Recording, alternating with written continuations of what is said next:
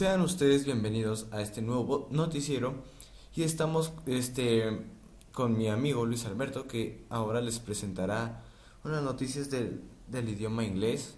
Bueno, adelante Luis Alberto. Bueno, el inglés medio, durante unos 300 años después de la conquista normanda, los reyes normandos y su corte hablaban solo la lengua románica de oír, que en Inglaterra se llamaba Old Norman, mientras que la gente del pueblo continuaba hablando en inglés.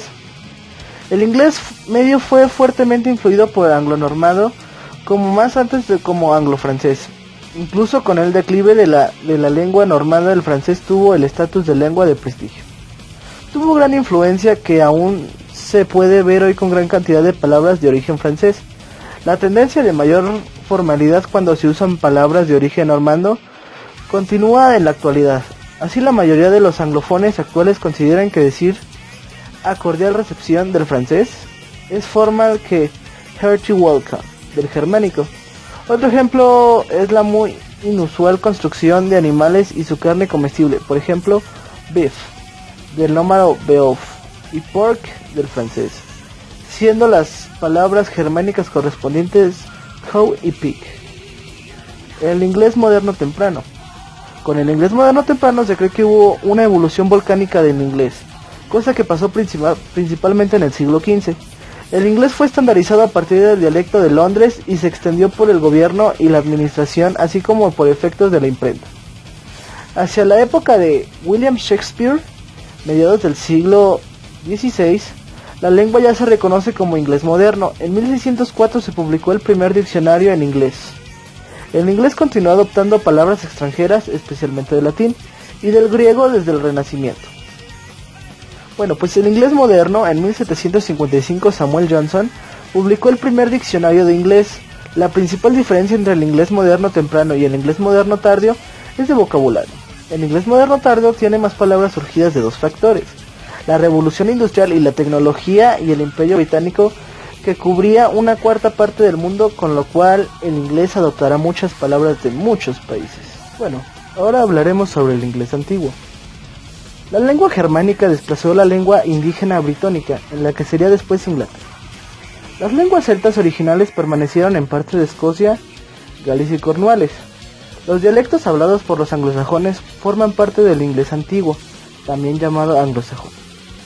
La obra literaria más famosa de este periodo es un fragmento de poema épico Beowulf, que parece haber sido modificado sustancialmente posteriormente. El inglés antiguo no sonaba como el inglés actual, del que difiere ampliamente en fonología y especialmente en gramática, por lo que el inglés antiguo es ininteligible para los hablantes modernos. La gramática incluía caso gramatical, nominativo, acusativo, genitivo y dativo e instrumental, tres géneros gramaticales, masculino, femenino y neutro, y tres números, singular, dual y plural. De igual manera, cerca de un 50% de las palabras del inglés actual tienen raíces lingüísticas en el inglés antiguo. Las palabras bree, strong y water, por ejemplo, deriva del inglés antiguo, y muchos dialectos no estándares como el inglés escocés y el northumbrio han mantenido muchas características del vocabulario y la pronunciación. El inglés antiguo fue hablado hasta finales del siglo XII o XIII. Más tarde, el inglés fue fuertemente influenciado por el germánico septentrional, en concreto del escandinavo o antiguo norse hablado por los vikingos que invadieron y se establecieron principalmente en el nordeste de Inglaterra. Las raíces de estos dialectos eran similares al inglés antiguo, pero la gramática era más diferente. La coexistencia de las lenguas. A partir del año 1066, pues el inglés antiguo dejó de ser el idioma del gobierno y de las escuelas, y fue reemplazado primero por el francés normando, y luego por el francés parisino. Durante unos 300 años el francés fue la lengua de prestigio y el inglés fue la lengua de los siervos. A esta mezcla le podemos añadir también del latín, que servía a la lengua eclesiástica. Casi no existen documentos escritos en inglés de los siglos después de la conquista. Y cuando la lengua salió de esta etapa oscura a mediados del siglo XIV, mostraba ya unos grandes cambios y muchas influencias de sus conquistadores. Lingüísticos. Inglaterra tuvo líderes franceses durante 300 años, pero los ingleses nunca se convirtieron en un pueblo franco-hablante. Existían matrimonios entre ingleses y franceses. Se aprendía francés para tratar con el gobierno y las cortes. La lengua del poder y de las oportunidades era el francés, pero nunca penetró como lengua única hasta los niveles bajos de la sociedad. A pesar de tener el poder y la tierra, el número de monolingüísticos franceses que vivían en Inglaterra fue muy pequeño. La lengua francesa pura fue realmente de la élite, no del pueblo, pero aún así dejó unas huellas enormes en el inglés que se situó en un estado inicial de creolización. El inglés es una lengua germánica occidental originada de los dialectos anglofrisios traídos a Britania por los invasores germanos desde varias partes, de lo que ahora es el noroeste de Alemania, sur de Dinamarca y el norte de los Países Bajos. Inicialmente, el inglés antiguo era un grupo de varios dialectos, que reflejaba el variado origen de los reinos anglosajones de Inglaterra. Uno de estos dialectos, el Old West Saxon, sajón occidental tardío, en cierto momento llegó a dominar. La lengua inglesa antigua original fue luego influenciada por dos oleadas. La primera fue una oleada invasora de hablantes de la rama escandinava de las lenguas, que conquistaron y colonizaron partes de Britania en los siglos 8 y 9. La segunda fue de los normandos en el siglo 11, que hablaba antiguo normando y desarrollado una variedad del inglés denominada como anglo-normado. Estas dos invasiones hicieron que el inglés se mezclara hasta cierto punto. La cohabitación de los escandinavos que habrían hablado dialectos del antiguo nórdico derivado de una significativa y simplificación gramatical y un enriquecimiento léxico del núcleo anglofrisio del inglés. La posterior ocupación normanda llevó a un injerto de una capa de palabras más elaboradas provenientes de lenguas romances derivadas del latín.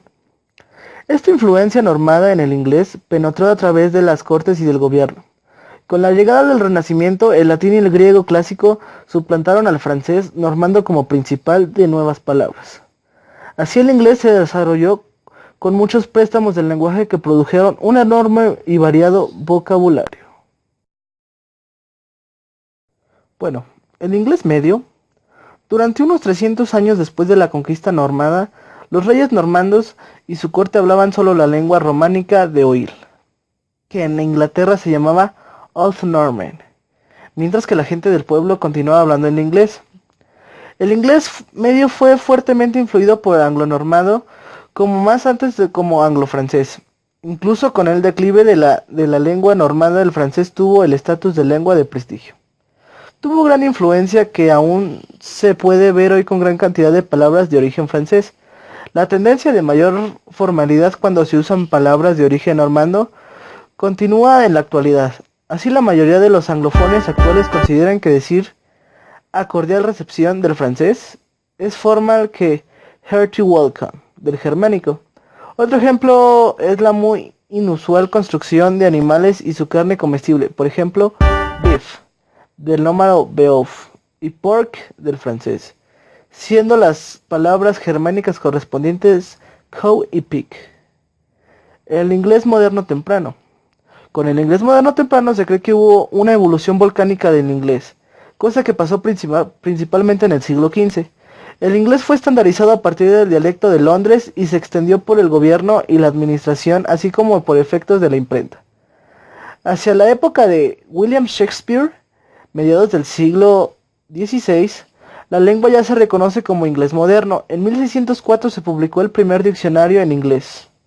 El inglés continuó adoptando palabras extranjeras, especialmente del latín, y del griego desde el Renacimiento.